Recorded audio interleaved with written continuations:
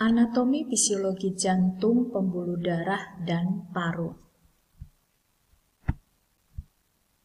Kita awali dengan jantung dan pembuluh darah. Jantung merupakan organ utama dalam sistem kardiovaskular, digerakkan oleh otot yang dinamakan otot jantung.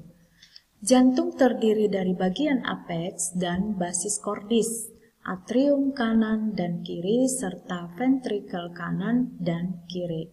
Nah, ini dia, terdiri dari 4 bagian, atrium kanan, atrium kiri, ventrikel kanan, ventrikel kiri. Ukuran jantung kira-kira 12 cm panjang, lebar 8-9 cm, serta ketebalan kira-kira 6 cm.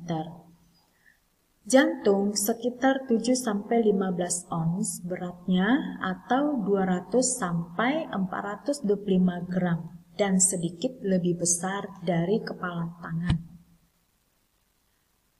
Kemudian terletak di dalam rongga dada atau toraks, tepatnya di rongga mediastinum, bertumpu pada diafragma thoracis dan berada kira-kira 5 cm di atas processus siphooideus.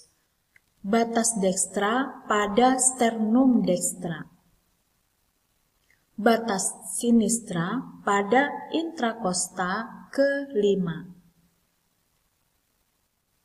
Lokasi jantung berbatasan dengan bagian atas adalah pembuluh darah besar, aorta, bagian bawah diafragma, setiap sisi ada paru-paru, kemudian di belakang jantung ada aorta descendens, esophagus, dan columna vertebralis. Kemudian selaput jantung dinamakan perikardium. Perikardium ini mempunyai 2 lapisan. Yang pertama perikardium parietalis dan yang kedua perikardium visceralis.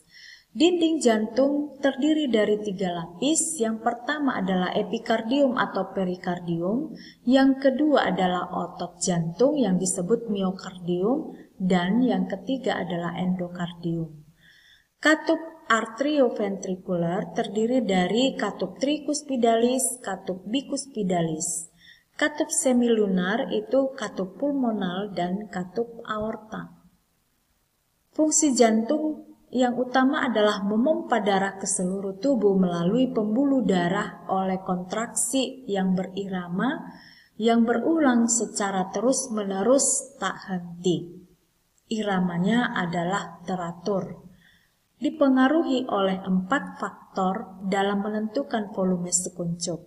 Yang pertama adalah beban awal, preload, kedua kontraktilitas, ketiga beban akhir, dan keempat adalah frekuensi jantung. Semakin besar isi jantung sewaktu diastol, maka semakin besar pula jumlah darah yang akan dipompakan. Jantung dapat memompa jumlah darah yang sedikit ataupun jumlah darah yang besar, bergantung kepada jumlah darah yang mengalir kembali dari vena.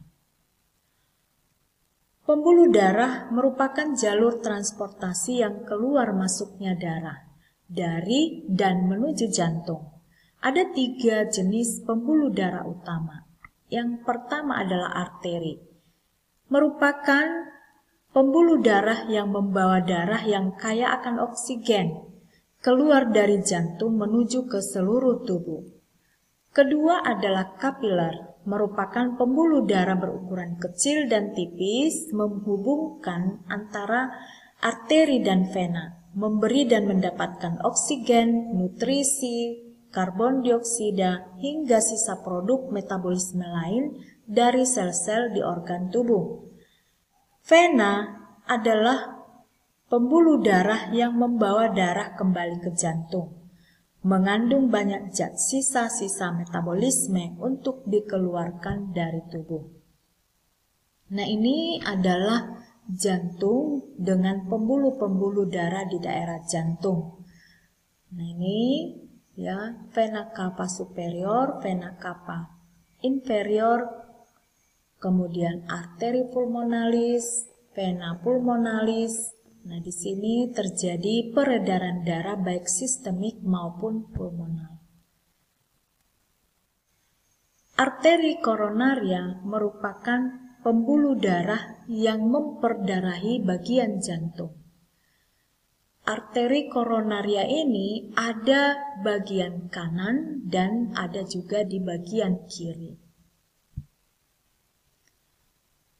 Aktivitas kontraksi jantung untuk memompa darah ke seluruh tubuh selalu didahului oleh aktivitas listrik. Aktivitas listrik ini dimulai dari SA node, terletak pada celah antara vena cava superior dan atrium kanan. SA node mengawali gelombang depolarisasi secara spontan dan menimbulkan potensial aksi. Kemudian disebarkan melalui sel-sel otot atrium nodus atrioventrikular yang disebut dengan nodus AV. Berkasih serabut Purkinje dan akhirnya ke seluruh otot ventrikel. Aliran darah jantung diperoleh dari arteri koronaria kanan dan kiri. Kedua arteri ini keluar dari aorta di atas katup aorta dan berjalan di permukaan perikardium. Cabang-cabangnya adalah arteriol dan kapiler. Nah, ini dia bagaimana proses terjadinya sistem konduksi, bagaimana hantaran listrik berada di dalam jantung ya. Diawali melalui SA node, kemudian dialirkan sampai ke atrioventrikular, serabut Purkinje, dan seterusnya sampai ke seluruh tubuh diedarkan.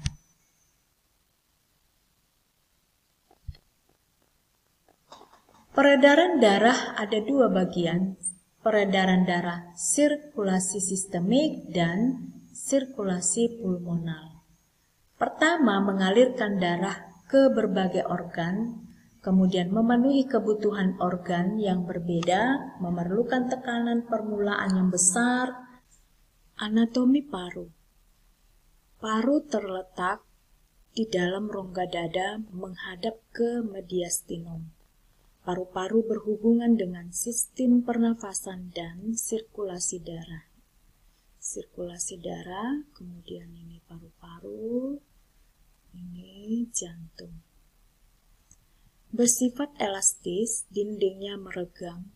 Paru-paru merupakan sebuah alat yang sebagian besar terdiri dari gelembung-gelembung. Paru-paru berbentuk kerucut dan memiliki apeks yang meluas ke dalam leher sekitar 2,5 cm di atas klavikula. Permukaan kosta vertebral menempel pada bagian dalam dinding dada. Paru-paru dibagi dua. Paru-paru kanan terdiri dari 3 lobus, lobus superior, media, dan inferior. Ini paru-paru kanan, superior, kemudian medial, kemudian inferior. Sedangkan paru-paru kiri terdiri dari 2 lobus, lobus superior dan inferior. Lobus superior ini, inferior ini. Tiap lobus terdiri dari belahan kecil disebut segmen. Paru-paru kiri ada 10 segmen, 5 buah segmen di lobus superior dan 5 buah segmen di lobus inferior. Paru-paru kanan juga ada 10 segmen, 5 buah segmen di lobus superior, 2 buah segmen di lobus medial, dan 3 buah segmen di lobus inferior. Tiap-tiap segmen terbagi lagi menjadi belahan-belahan yang disebut lobulus. Dan tiap lobulus terdapat sebuah bronchiolus di dalam lobulus. Bronchiolus ini bercabang-cabang yang disebut dengan ductus alveolus. Tiap ductus alveolus berakhir pada alveolus. Fungsi paru adalah yang pertama menyebarkan oksigen ke dalam tubuh, Yang kedua adalah mengendalikan pH darah untuk mengubah tekanan pada karbon dioksida. Yang ketiga, membuat batuk supaya dapat mengeluarkan kotoran. Kemudian berikutnya menjadi lapisan pelindung hati dari guncangan karena letak hati berada di bawah.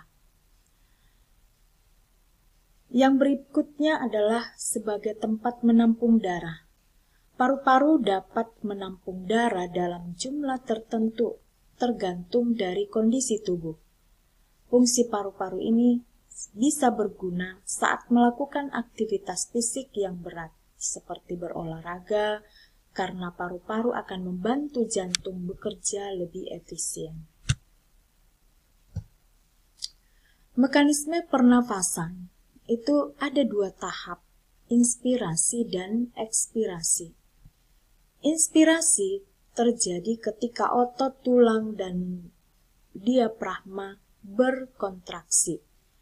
Volume rongga dada dan paru-paru meningkat ketika diafragma bergerak turun ke bawah dan sangkar tulang rusuk membesar. Tekanan udara dalam paru-paru akan turun di bawah tekanan udara atmosfer dan udara akan mengalir ke dalam paru-paru. Yang kedua adalah ekspirasi. Terjadi akibat otot tulang rusuk dan diafragma berelaksasi. Volume rongga dada dan paru-paru mengecil ketika diafragma bergerak naik dan sangkar tulang rusuk mengecil. Tekanan udara di dalam paru-paru akan naik melebihi tekanan udara atmosfer, dan udara akan mengalir keluar dari paru-paru. Demikian untuk anatomi jantung pembuluh darah serta anatomi paru.